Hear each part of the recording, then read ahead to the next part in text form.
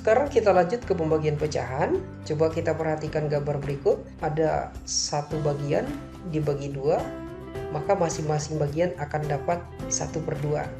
Misalkan ini martabak lah katakan. Kalau ada martabak dibagi dua orang, maka masing-masing orang akan dapat setengah. Jadi perhatikan, yang kita lihat sebagai hasil bagi adalah bagian per orang. Seandainya martabaknya tinggal setengah, yang setengah ini dibagi oleh dua orang, maka masing-masing orang yang membagi itu akan dapat 1/4 bagian. Jadi seperti yang ditunjukkan oleh gambar berikut. Masing-masing akan dapat segini. Segini itu adalah 1 bagian dari 4 bagian, jadi 1/4. Jadi kalau kita tuliskan dalam bentuk operasi pecahan, itu adalah setengah dibagi 2, hasilnya 1/4. Sekarang coba kita perhatikan visual yang berikut. Ada setengah bagian, yang setengah bagian ini dibagi 3. Ya, ini yang menjadi perhatian kita, yang orange ini dibagi 3. Kalau dia dibagi 3, maka masing-masing bagian akan menjadi seperti ini. Jadi masing-masing bagian inilah yang menjadi hasil bagi. Berarti 1 bagian dari 6 bagian, jadi 1/6. Jadi kalau kita tuliskan dalam bentuk operasi pecahan, setengah dibagi 3, hasilnya 1/6. Sekarang coba kita perhatikan kasus yang berikut. Kita lihat visual ini menunjukkan 2 bagian dari 5, berarti pecahan 2/5. Ini pecahan 2/5 kita bagi dengan 4. Berarti masing-masing bagian yang menjadi perhatian semula dibagi 4. Jadi seperti ini dia. Kalau dia dibagi 4, maka masing-masing bagian akan mendapatkan segini. Misalkan kalau ini orang pertama, tapi nggak mungkin juga martabak yang tinggal 2/5 bagian dibagi 8 orang. Tapi katakanlah seperti itu. Maka orang pertama akan dapatkan segini, orang kedua dapat segini, orang ketiga dapat segini, orang keempat dapat segini.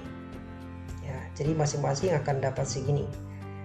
Kalau dinyatakan dalam bentuk pecahan, maka dia akan menjadi seperti ini. 2/5 dibagi 4 sama dengan 2/5 kali 4. Ya, kita lihat tadi masing-masing orang akan dapat segini. Kemudian yang segini ini bagian dari keseluruhannya bagaimana?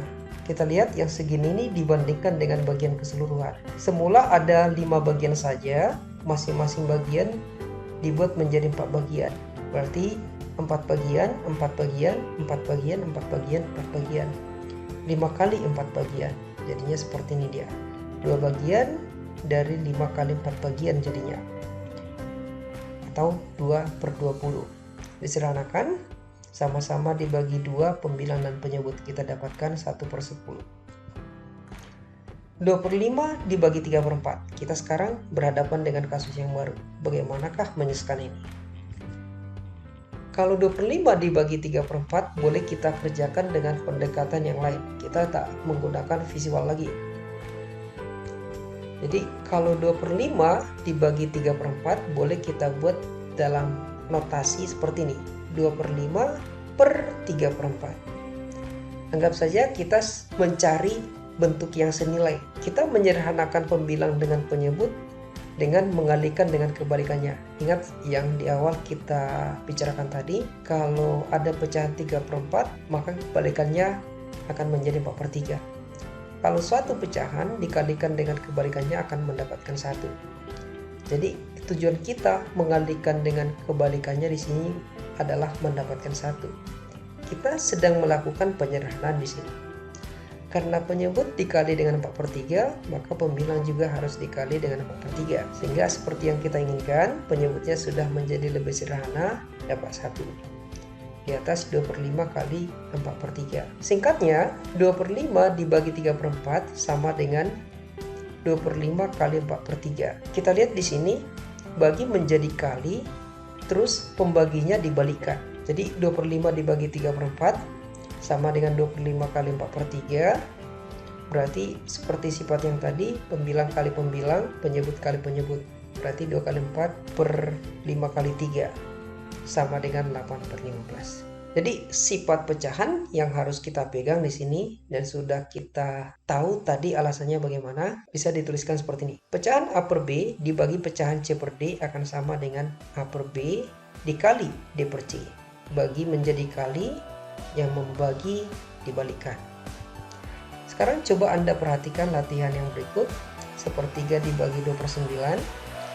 Kemudian soal yang kedua negatif 1 per 3 dibagi 2 per 9. Silakan Anda stop videonya, Anda kerjakan, kemudian nanti bandingkan hasilnya dengan kunci jawaban berikut.